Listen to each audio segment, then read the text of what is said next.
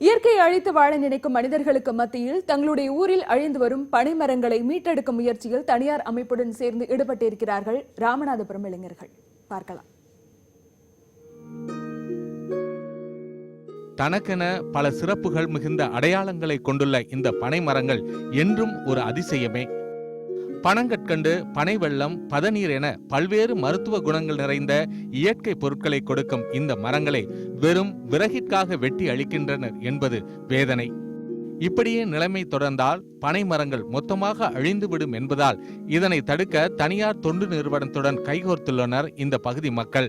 ஒரு 50 ஆண்டுகளுக்கு முன்னாடி எங்கள் ஊரில் நிறைய பனை இருந்தது. அதெல்லாம் இப்போ அழிஞ்சு போச்சு.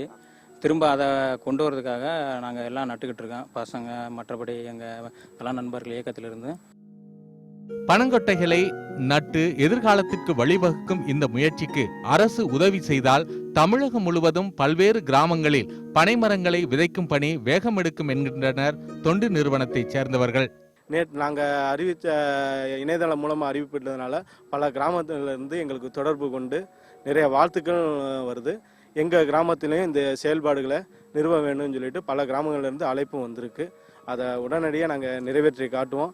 தமிழ்நாட்டோட மரம் வந்து பனை மரம். இதை வந்து செங்கச்சோலையில் வந்து பனை மரத்தை எடுத்து வந்து அவங்க வந்து யூஸ் பண்ணிக்கிருக்காங்க.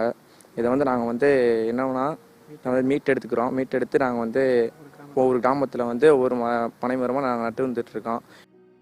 மண்ணரிப்பை தடுக்கும் வகையில் கண்மாய் கரையோரம் பனங்கொட்டைகள் நடும் பணி நடைபெற்று வருகின்றது. இவர்களைப் போல மற்றவர்களும் இயற்கையை செம்மையாக்கும் பணியில் ஈடுபட்டால் அது வரவேற்கத்தக்கதே.